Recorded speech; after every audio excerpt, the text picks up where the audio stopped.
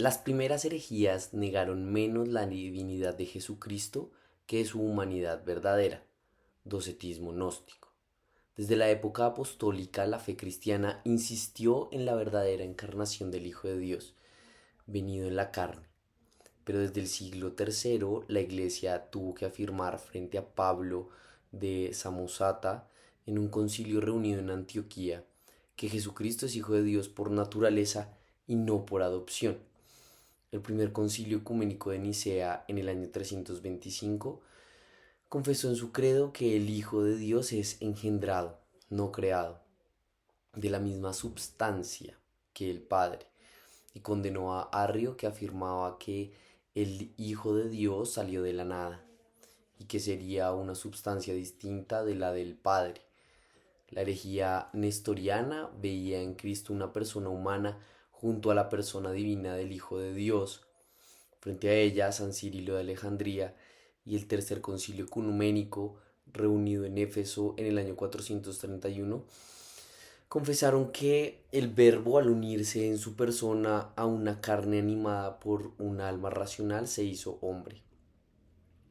La humanidad de Cristo no tiene más sujeto que la persona divina del Hijo de Dios, que la ha asumido y hecho suya desde su concepción. Por eso el concilio de Éfeso proclamó en el año 431 que María llegó a ser con toda verdad Madre de Dios mediante la concepción humana del Hijo de Dios en su seno.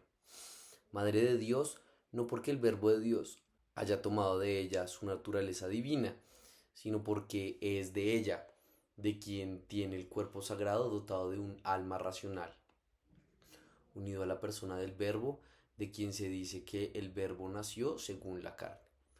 Los monofisitas afirmaban que la naturaleza humana había dejado de existir como tal en Cristo al ser asumida por su persona divina de Hijo de Dios.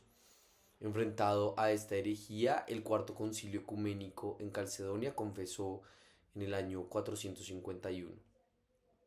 Siguiendo, pues, a los santos padres, enseñamos unánimemente que hay que confesar a un solo y mismo Hijo y Señor nuestro Jesucristo, perfecto en la divinidad y perfecto en la humanidad, verdaderamente Dios y verdaderamente hombre, compuesto de alma racional y cuerpo, consubstancial con el Padre según la divinidad y consubstancial con nosotros según la humanidad. En todo semejante a nosotros, excepto en el pecado, nacido del Padre antes de todos los siglos según la divinidad, y por nosotros y por nuestra salvación, nacido en los últimos tiempos de la Virgen María, la Madre de Dios, según la humanidad. Se ha de reconocer a un solo y mismo Cristo Señor, Hijo único en dos naturalezas, sin confusión, sin cambio, sin división, sin separación. La diferencia de naturalezas de ningún modo queda suprimida por su unión, sino que quedan a salvo las propiedades de cada una de las naturalezas y confluyen en un solo sujeto y en una sola persona.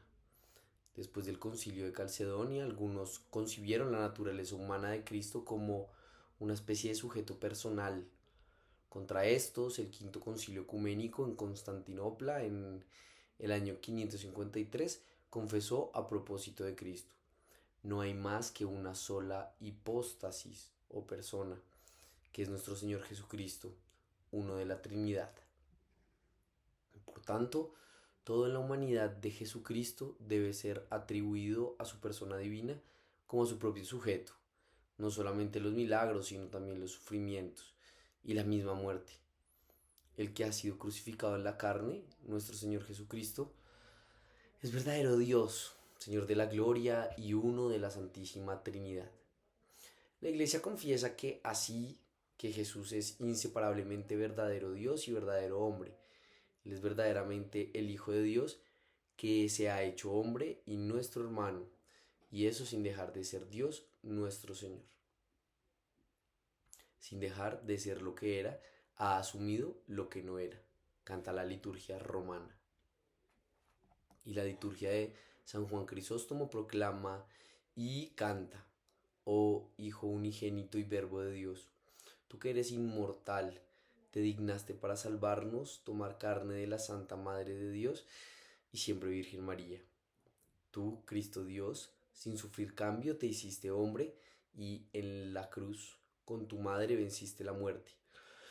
Tú, uno de la Santísima Trinidad, glorificado con el Padre y el Santo Espíritu, sálvanos. Puesto que en la unión misteriosa de la encarnación la naturaleza humana ha sido asumida, no absorbida, la Iglesia ha llegado a confesar con el correr de los siglos la plena realidad del alma humana con sus operaciones de inteligencia y de voluntad y del cuerpo humano de Cristo. Pero paralelamente ha tenido que recordar en cada ocasión que la naturaleza humana de Cristo pertenece propiamente a la persona divina del Hijo de Dios que la ha asumido. Todo lo que es y hace en ella proviene de uno de la Trinidad.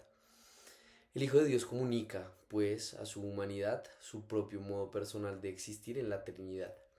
Así, en su alma como en su cuerpo, Cristo expresa humanamente las costumbres divinas de la Trinidad. El Hijo de Dios trabajó con manos de hombre, pensó con inteligencia de hombre, obró con voluntad de hombre, amó con corazón de hombre. Nació de la Virgen, se hizo verdaderamente uno de nosotros, en todo semejante y nosotros, excepto en el pecado. Apolinar de la Odisea afirmaba que en Cristo el Verbo había sustituido al alma o al espíritu. Contra este error, la Iglesia confesó que el Hijo Eterno asumió también un alma racional humana. Este alma humana que el Hijo de Dios asumió está dotada de un verdadero conocimiento humano. Como tal, este no podía ser de por sí ilimitado.